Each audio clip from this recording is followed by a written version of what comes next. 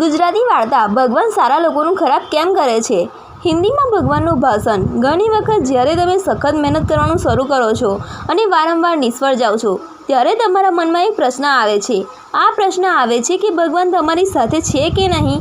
તમે સખત મહેનત કરો છો, તમે તમારી બધી શક્તિ લગાવો છો, તમે સારા કાર્ય કરો છો અને તે પછી પણ તમે પરિણામ મેળવી શકતા નથી. ત્યારે એવું લાગે છે કે ભગવાન માત્ર સારા લોકોનું જ ખરાબ કરે છે, કારણ કે ત્યાંના બધા સારા લોકો તેમની સાથે ઘણા દુઃખ, ઘણી મુશ્કેલી આવે છે અને તેમની ઘણી બધી બાબતોનો સામનો કરવો પડે છે. તો ચાલો આજે આ વિશે વાત કરીએ. સમજાય છે? એકવાર એક છોકરો જે તમારા જેવા ઘણા સપના જોતો હતો, તેને તેના જીવનમાં આગળ વધવાનું વિચાર્યું. તેને ખૂબ જ મહેનત કરી, તેને ખૂબ જ નાની ઉંમરમાં ઘણી વસ્તુઓ હાંસલ કરી અને તેને લાગ્યું કે ભગવાન હંમેશા તેની મદદ કરશે. દરરોજ જ્યારે તે સમુદ્રના કિનારે જતો, ત્યારે તેને લાગ્યું કે ભગવાન તેની સાથે વાત કરી રહ્યા છે. તે તેની બાજુમાં છે અને તે ભગવાન સાથે વાત કરી રહ્યો છે, કારણ કે જ્યારે તે ચાલતો હતો ત્યારે તેને રેતી પર 2 પગના નિશાન દેખાતા હતા, એક પોતે અને એક ભગવાનનો. તે છોકરો ખૂબ જ ખુશ હતો. તેને તેના જીવનમાં તે બધું મળ્યું હતું જેનું તમે સ્વપ્ન જુઓ છો.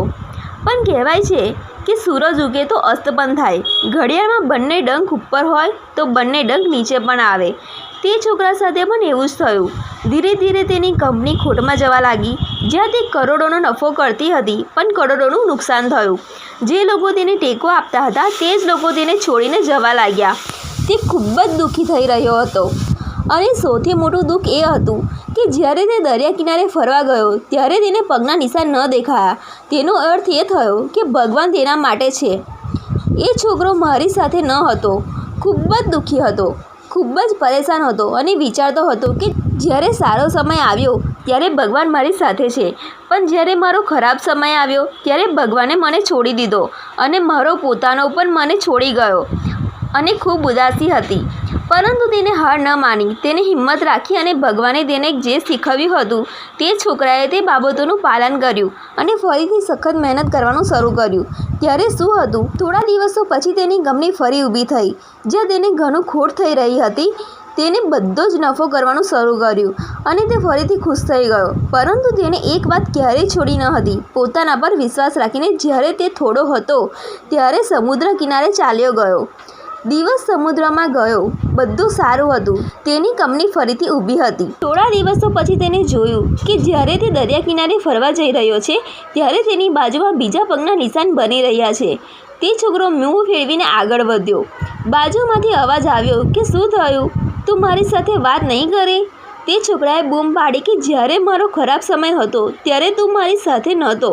તું મને છોડી ગયો અને આ આખી દુનિયા પણ મને છોડીને ચાલી ગઈ. મહેનત અને મારા વિશ્વાસને કારણે આજે હું ફરીથી અહીં આવ્યો છું.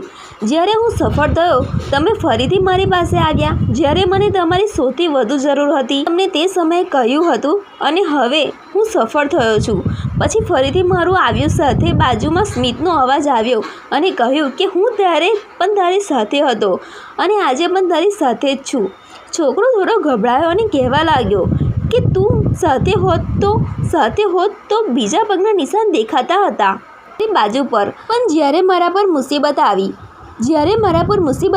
ત્યારે મને કોઈ પગના નિશાન ન દેખાયા. તમે મારો સાથ છોડી દીધો હતો.